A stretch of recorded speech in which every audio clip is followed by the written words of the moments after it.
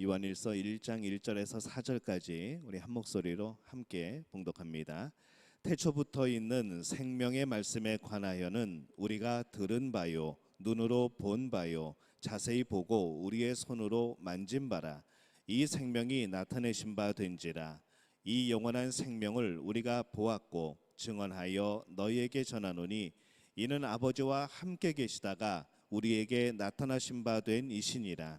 우리가 보고 들은 바를 너희에게도 전함은 너희로 우리와 사귐이 있게 하려 함이니 우리의 사귐은 아버지와 그의 아들 예수 그리스도와 더불어 누림이라. 우리가 이것을 쓰면 우리의 기쁨이 충만하게 하려 함이라. 아멘. 할렐루야. 하나님의 은혜가 오늘 수요일에 주의 앞으로 오늘 또 예배의 자리로 나온 우리 믿음의 가족들에게 함께 하시기를 예수님의 이름으로 축원합니다. 우리 옆에 분들하고 오늘 인사 안 했죠? 인사합시다. 우리 주님이 함께 하십니다. 또 우리 한 번 더 축복하며 인사합니다. 하나님이 주시는 기쁨이 충만하시길 바랍니다. 자리들을 떨어져 앉아가지고 막 멀리 있는 사람처럼 이렇게 인사를 하십니다. 감사합니다. 계속해서 수요일은 우리 예수님의 12제자를 살펴보고 있습니다. 이제 오늘이 세 번째인데 오늘은 누구일까요? 오늘은 요한, 사랑받는 제자, 사랑하는 제자 요한에 대해서 함께 말씀을 나눕니다. 수요 예배는 성경 공부와 같은 그런 스타일의 또 우리 예배이기 때문에 우리가 함께 말씀을 나누면서 또 우리에게 주시는 또 하나님의 음성 또 그런 뜻들을 우리가 함께 살펴보도록 그렇게 하겠습니다.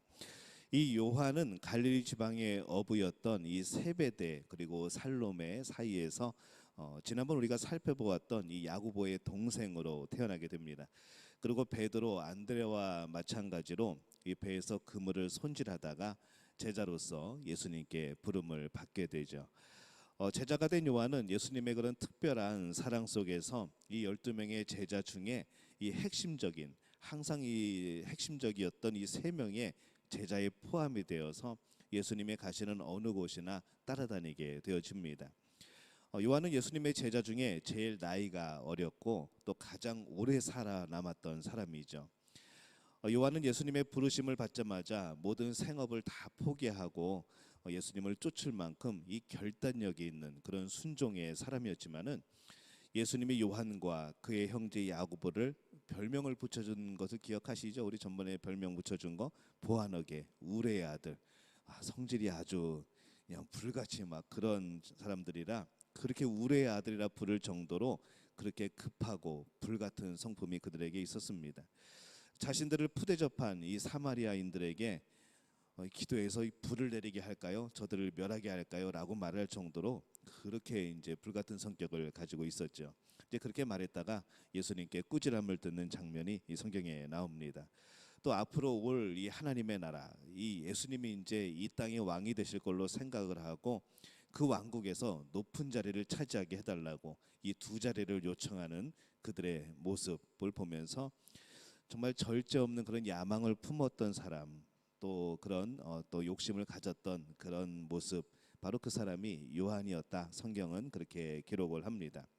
이처럼 요한이 제대로 다듬어지지 않은 그런 신앙의 인격을 소유를 했지만은 또 예수님의 특별한 그런 사랑 속에서 점차 그가 이 사랑의 사도로 변해가는 모습들이 성경에 등장을 합니다. 요한이 예수님께 꾸지람을 들은 또 하나의 사건이 있습니다. 이 마가복음 9장에 보면은 어느 마을로 이 복음을 전하러 가던 중에 이 요한은 사람들이 이렇게 모여서 웅성웅성하는 그런 소리를 듣고 보게 됩니다. 한 귀신 들린 소년이 땅 위를 뒹굴면서 소리를 지르죠. 그래서 이 요한은 예수님으로 받은 이 권세로 귀신을 쫓아내려고 그렇게 생각을 하게 됩니다. 이제 그러고 이제 예수 이름으로 쫓아내야지 하고 있는데 누가 이제 새치기를 하죠. 그래서 요한이 손을 쓰기도 전에 어떤 낯선 사람이 나타나가지고 예수의 이름으로 그 귀신을 쫓아내 버립니다. 그래서 요한이 그 귀신을 쫓아낸 낯선 사람에게 가서 얘기하죠. 당신이 어떻게 예수의 이름을 사용할 수가 있습니까? 나는 예수님의 가까운 사람이고 예수님의 제자인데 그 사람 중에 하나인데 앞으로는 절대 예수의 이름을 사용하지 마십시오 라고 얘기를 합니다. 이 요한은 예수님의 제자가 아닌 사람이 예수님을 대신하여 말할 수도 없고 또 예수의 이름으로는 일도 할 수 없다고 그렇게 강하게 몰아붙이는 것이죠. 그리고 예수님께 그렇게 보고를 합니다. 굉장히 이제 뿌듯하게 예수님께서 칭찬해 주실 거야 하면서 예수님께 보고를 하죠. 마가복음 9장 38절에 보면은 우리를 따르지 않는 어떤 자가 주의 이름으로 귀신을 내어 쫓는 것을 우리가 보고 우리를 따르지 아니함으로 금하였나이다 라고 자랑스럽게 예수님께 말을 합니다. 요한이 예수님께 칭찬받을 것을 생각을 했는데 자신이 못한 일을 다른 사람이 한 것에 대해서 질투심으로 예수님께 그렇게 말씀을 드렸는데 이제 바라던 것은 그거죠. 누가 그런 사람이 있었어? 야 잘했다 요한아 라고 하실 줄 알았는데 오히려 예수님은 이 요한을 꾸짖습니다. 뭐라고 말씀하시는가 하면은 누가복음 9장 50절에 보면은 금하지 말라. 너희를 반대하지 않는 자는 너희를 위한 자니 그렇게라고 요한에게 말씀을 하시죠. 이 요한은 자기 편이 아니면은 모두 적으로 생각하는 이 그런 사람의 그런 생각을 가진 사람이었습니다. 이 사도행전 19장에 나오 보면은 이 스게와와 일곱 아들처럼 이 예수님의 이름을 사칭하여서 귀신을 쫓아내려다가 오히려 예수도 알고 바울도 아는데 너는 누구냐라면서 오히려 이 망신을 당한 사건에 비한다고 보면은 이 요한이 반대한 그들은 진정으로 예수님의 말씀을 의지하여 귀신을 쫓아내었고 그 가운데 역사가 일어났던 것이죠. 그래서 이 사람에게 능력이 있는 것이 아니라 바로 예수의 이름에 우리가 찬양했듯이 예수의 이름에 능력이 있는 겁니다. 그렇기 때문에 꼭 예수님의 제자가 아니라고 할지라도 예수의 이름으로 귀신을 쫓아내면은 그 예수의 이름의 능력에 의하여서 귀신이 쫓아내어지는 것이죠. 또 역사가 그렇게 일어나게 됩니다. 그래서 이 빌립보서 1장 18절은 이렇게 말씀을 합니다. 그러면 무엇이냐? 거칠애로 하나 참으로 하나 무슨 방도로 하든지 전파되는 것은 그리스도니 이로써 나는 기뻐하고 또한 기뻐하리라 라고 이 바울이 말을 합니다. 우리도 이 변화되기 이전에 요한과 같이 참 많은 실수들을 하고 이 성급한 판단들이 있을 수가 있습니다. 교만해지기 쉽고 또 다듬어지지 않은 우리의 성품으로 인하여서 우리의 이거는 잘못된 생각들이 다른 이들에게 상처를 주게 되는 그러한 모습과 역할을 하게 되는 경우가 많다는 것이죠. 그러나 이 신앙의 성장은 우리를 좀 더 넓은 마음으로 또 덮어주고 위로하는 마음으로 그렇게 우리를 변화시켜 주십니다. 근데 사실 이것이 우리의 기도 제목이 되어야 되죠. 늘 내가 옳다고 생각하는 것이 아니라 생각이 다른 것이고 의견이 다른 겁니다. 그럴 때 우리는 무엇을 쫓아가는 것인가 하면은 기도하면서 하나님의 뜻을 물어보는 우리가 그런 사람이 되어야 되는 것이죠. 우리의 생각이 거절당했을 때, 우리의 의견이 거절당했을 때 우리는 나의 인생이, 나의 가치관이, 내 존재 자체가 거절당한 것이라고 생각할 때가 너무나도 많습니다. 세상에서는 그렇죠. 세상에서는 내 의견이 거절당하면은 이 사람은 능력 없는 사람, 이 사람은 뭐 아이디어가 없는 사람 이렇게 되어질지 모르겠지만은 이 하나님 앞에서는 하나님 나라에서는 내 생각이 중요한 것이 아니라 바로 그것이 나를 거절하는 것이 아니라 바로 그것을 통하여서 하나님의 뜻이 무엇인지를 거기까지 생각이 나가야 되는 그런 사람들의 모임이 바로 이 하나님 나라 백성들의 모임이 되어집니다. 그렇기 때문에 우리가 어떤 의견을 가지고 뭔가 이제 서로 논쟁이 되고 의견이 다르고 결정이 안 나게 될 때에는 잠시 한 걸음 물러날 필요가 있는 것이죠. 그러면서 다음에는 어떻게 내가 해야지 이길 수 있지라고 생각하는 게 아니라 그때는 하나님의 뜻을 구하는 거죠. 하나님, 우리가 의견이 다른데 이 하나님의 뜻은 어디 있을까요? 하나님이 무엇을 원하실까요? 꼭 내 생각대로 해야만 그것이 하나님의 뜻일까요? 라는 질문이 꼭 던져져야 됩니다. 그런 가운데 이해가 되어지고 서로의 그런 연약한 부분들이 메꿔지게 되고 그런 가운데 진정으로 하나님의 뜻이 이루어지게 되는 것이죠. 우리가 그 마음을 풀지 않으면 어떤 일을 행할 때 나는 반대했는데 그 일이 실패로 돌아갔을 때 우리는 어떻게 될까요? 거봐, 내 말대로 했어야 돼 라는 교만이 싹트게 되는 겁니다. 사실 어떤 일이 실패했을 때는 그 모임 자체에 타격이 온 거죠. 그 공동체 자체에 어떤 어려움이 닥친 겁니다. 근데 그 안에서 나도 그 공동체 안에 들어가 있으면서 거봐, 내 말대로 안 하니까 그렇게 되지라고 말한다면은 우리나라 속담에 누워서 침 뱉기라는 이제 그런 경우가 되어 버리는 것이죠. 그래서 우리가 늘 기도 제목이고 우리가 늘 생각해야 되는 것은 예수님은 어떻게 생각하실까? 예수님이라면 어떻게 하셨을까? 하나님의 뜻은 무엇일까? 이것을 우리가 늘 기억하고 기도해야 되는 그런 우리 믿음의 가족들이 꼭 되어지시기를 예수님의 이름으로 축원합니다. 요한이 예수님과 교제하는 가운데 그의 삶과 그의 인격이 변화되어지는 것이 보여집니다. 요한은 예수님이 가장 사랑하는 제자였습니다. 또 예수님을 가장 사랑하는 제자였죠. 누구보다도 예수님 곁에서 오랫동안 섬기게 됩니다. 그래서 어떤 작가가 그린 이 예수님과 제자들을 그린 그런 그림에 보면은 항상 요한은 예수님 옆에 붙어 있습니다. 최후의 만찬에서도 예수님 옆에 붙어서 기대어 있는 사람이 요한이죠. 요한을 보면서 우리의 신앙생활의 변화, 이 성숙도 예수님을 얼마나 오래 믿었느냐 이것이 아니라 예수님과 얼마나 자주 깊이 교제를 하였는가, 예수님의 마음을 얼마나 알려고 노력을 했는가, 또 예수님의 그 마음을 나의 마음속에 얼마만큼 받아들였는가, 이것에 따라서 우리의 삶의 변화가 또 성숙이 나타나는 것이 아닌가라는 생각을 해보게 됩니다. 예수님과 오랫동안 깊은 교제를 나눴던 이 요한이 점점 예수님의 모습을 닮아가는 것이죠. 부부가 닮아간다고 합니다. 그래서 내 남편의 모습을 보면서 내 아내의 모습을 보면서 내가 이런 모습이구나라고 생각할 수도 있는 것이죠. 굉장히 우리 부부는 다르다고 생각을 하겠지만은 제3자의 입장에서 보면은 그 부부는 희한하게도 닮아가는 모습입니다. 근데 그것이 우리가 긍정적으로 좋은 방향으로 신앙의 방향으로 닮아가면 좋은데 그렇지 못한다고 한다면은 이게 점점 힘들어지게 되는 것이죠. 그래서 우리가 이 함께 오랫동안 지내고 그런 사람들이 서로 닮아가는 모습을 보게 될 때에 우리는 그러면 예수님과 얼마만큼 친밀하게 살아가고 있는가, 얼마만큼 예수님과 교제하며 살아가고 있는가, 예수님의 그 마음을 얼마나 알려고 하고 있는가, 이것에 따라서 우리도 점점 예수님의 모습과 닮아져 가야 되는 그러한 우리는 목적을 두고 있는 겁니다. 여러분 스스로 생각하게 될 때에 여러분들은 예수님을 얼마나 닮아가고 있습니까? 또 얼마나 닮아졌습니까? 아직도 멀었다는 생각이 저부터 들기 시작하죠. 여러분이 예수님과 깊은 교제를 통하여서 점점 예수님을 닮아가는, 그래서 많은 사람들이 예수님을 닮아가는 것 같아 라는 그런 소리를 들을 수 있는 우리 모두가 되어주시기를 예수님의 이름으로 축원합니다. 많은 사람들이 이 가치, 어떤 가치가 아니라 가치, 함께 있는 거, 가치, 그 단어를 사용을 합니다. 근데 똑같은 단어가 이 함께라는 단어이죠. 근데 저는 이 가치라는 단어보다 함께라는 단어가 훨씬 더 좋습니다. 진정은 사실은 별 차이가 없는 것 같은데 느낌이, 저는 그런 느낌이 듭니다. 이 가치라고 하는 말은 어떤 한 장소에 둘이 한 자리에 있는 그런 물리적인 것을 의미한다고 한다면은 그런 물리적인 관계는 때때로 깨어질 수가 있는 것이죠. 그런 관계로 존재를 하게 됩니다.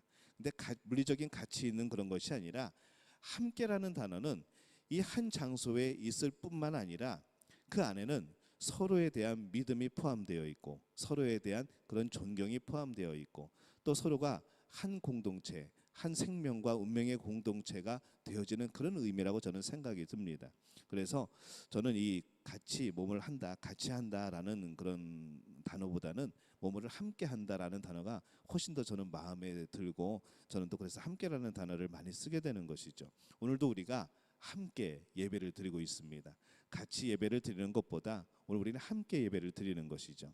하나님이 받으시는 예배는 여러분 각자의 그 마음 중심에서 예배를 받으시기도 하지만은 우리의 공동체, 이 공동체에서 드려지는, 함께 드려지는 이 예배를 또한 받으시는 겁니다. 그렇기 때문에 우리 믿음의 공동체는 함께하는 일들이 많아졌으면 좋겠습니다. 같이 하는 일보다는 함께하는 일들, 함께 나누고 함께 베풀고 함께 일하고 함께 돕는 바로 그러한 공동체가 되어지기를 예수님의 이름으로 축원합니다. 그래서 저는 갈라디아서 2장 20절 말씀을 좋아합니다. 내가 그리스도와 함께 십자가에 못 박혔나니, 예수님의 십자가, 예수님과 바로 그 함께라는 그런 신뢰 관계가 있다는 것이죠.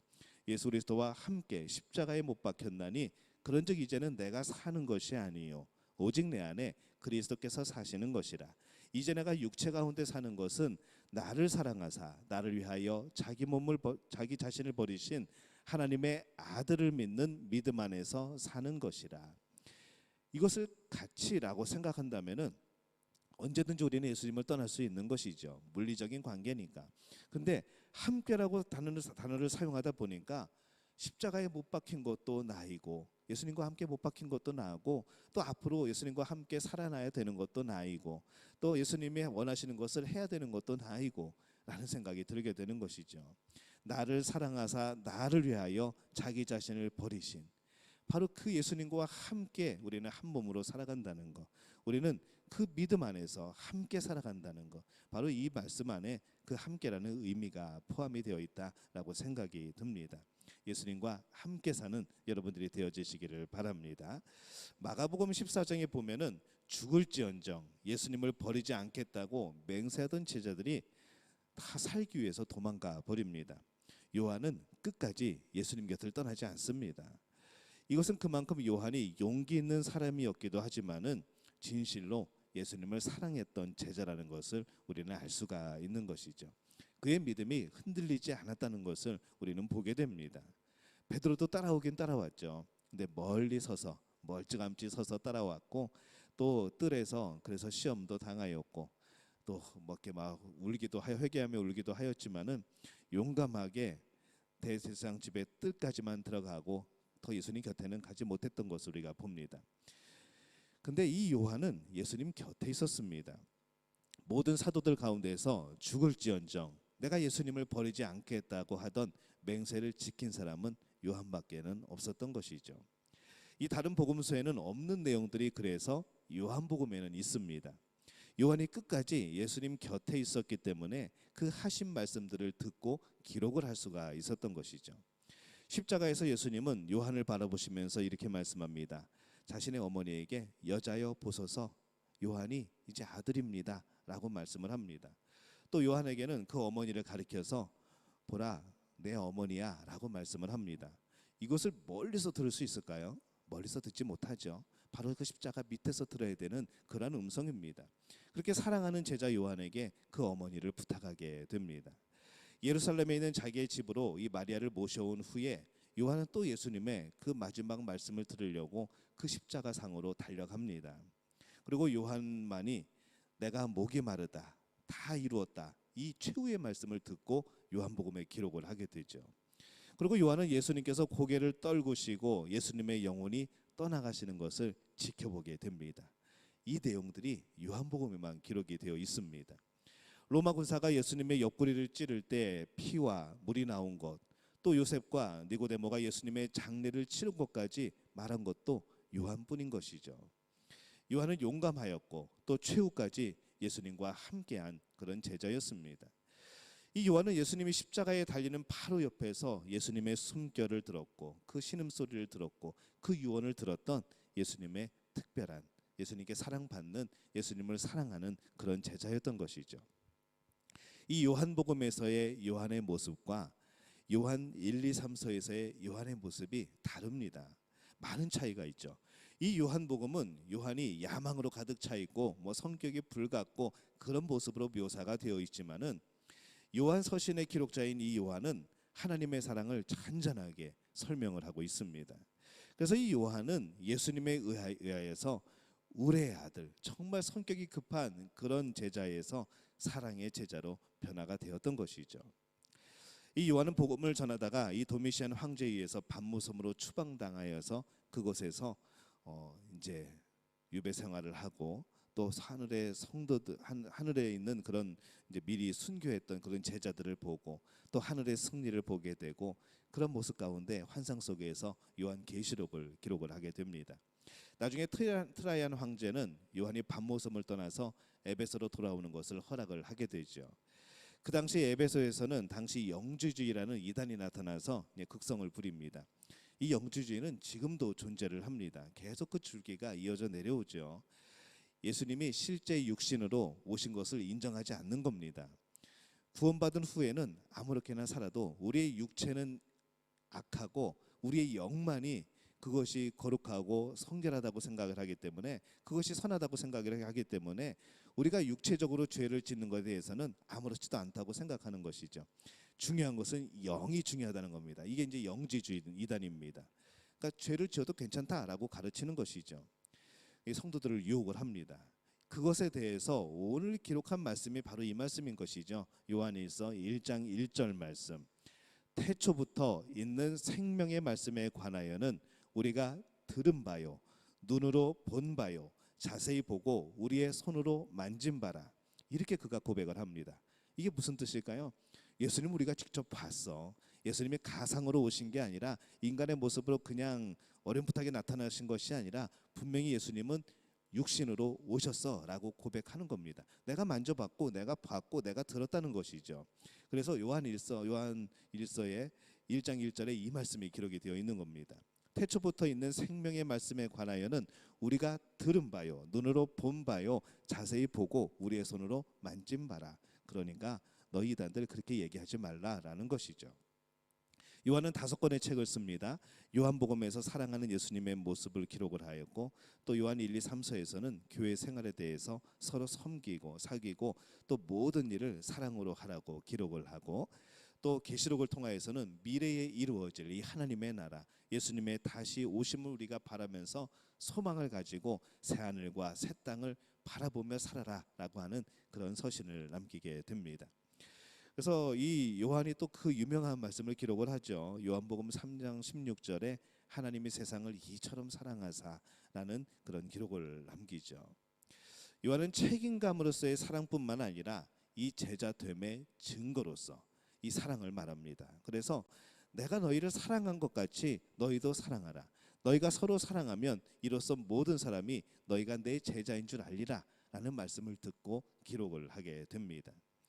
요한의 형제 야고보는 최초의 순교한 제자가 되었고, 또 요한은 제자 중에서 가장 오래 남아서 복음을 전하게 됩니다. 그리고 90세의 나이로 순교가 아니라 하나님이 정해놓으신 때에 따라서 그렇게 소원하던 예수님의 곁으로 가게 되죠. 오늘 우리는 이 요한을 통해서 예수님의 사랑의 능력이 얼마나 큰가 우리는 경험을 하게 됩니다.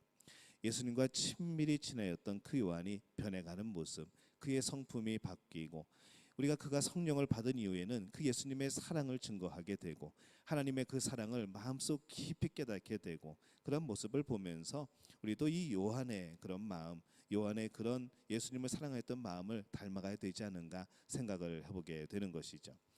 이 구스타프 도레라는 유명한 화가가 있습니다. 그가 주님의 초상화를 그리려고 하죠. 근데 아무리 그리려고 해도 이게 도대체 어떻게 그려야 될지 그 영감이 떠오르지가 않습니다. 어떻게 예수님의 초상화를 그릴 수 있을까? 안타까워하던 중에 그를 사랑했던 예수님을 잘 믿던 믿음의 친구가 그에게 찾아와서 이렇게 충고를 합니다. 사랑하는 친구여, 자네가 주님을 더욱더 사랑하게나 그러면 자네는 주님의 형상에 더욱더 가까운 주님의 모습을 그릴 수가 있을 거야 라고 말을 합니다. 여러분, 예수님을 닮아가려면 어떻게 될까요? 예수님과 함께 살아야죠. 예수님과 동행해야 되는 겁니다. 어떻게 예수님을 닮은 그 그림을 그릴 수 있을까? 어쩌면 그 사랑이 가득한 예수님을 그릴 수 있을까? 정말 진정으로 예수님을 사랑하다 보면은 그 예수님의 사랑이 느껴지게 되고 나 또한 그 사랑의 모습으로 바뀌어지게 되고 그러면 그 모습을 그릴 수 있지 않을까라는 그런 충고였던 것이죠. 오늘 여러분의 모습은 어떻습니까? 정말 주님을 닮은 모습으로 살아가고 싶으십니까? 혹시 안 닮고 싶은 것은 아닌가라는 생각을 해보는 것이죠. 정말 주님을 닮고 싶다면 주님과 늘 동행하시기를 바랍니다. 그 예수님의 말씀을 마음에 새기고 우리 마음 안에서 그 말씀이 어떠한 것인가 계속 묵상하시기를 바랍니다. 어느 순간인가 성령께서 여러분을 예수님을 닮은 그 모습으로 변화시킬 줄로 믿습니다. 오늘 우리가 이 편협한 마음으로 우리 이웃에 대하여서 또 교회를 대하여서 그렇게 살고 있지는 않은지 오늘 돌이켜보는 것이죠. 내가 주인공이 되려는 욕심을 버리고 예수님만이 드러나는 삶을 살기를 바랍니다. 요한이 처음에는 자기를 드러내려고 했지만은 나중에는 하나님의 사랑을 드러내고 예수님의 사랑을 드러냅니다. 요한처럼 이 예수님의 가슴에 여러분 기대어 본 적이 있습니까?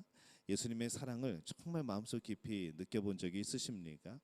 우리가 그 사랑을 경험하면 경험할수록 우리의 신앙은 성장하게 되고 우리의 성품도 예수님을 닮아가게 되고 또 우리가 모인 곳은 작은 하나님의 나라가 된다는 것, 오늘 우리가 그것을 기억하면서 그렇게 살아가는 우리 믿음의 가족들이 되어지시기를 바랍니다. 우리 믿음의 가족들 모두가 정말로 예수님을 닮았다고 그런 이야기를 들을 수 있는 우리의 모습 통하여서 예수님을 또 보게 되는 그런 놀라운 역사가 나타나게 되시기를 예수님의 이름으로 축원합니다.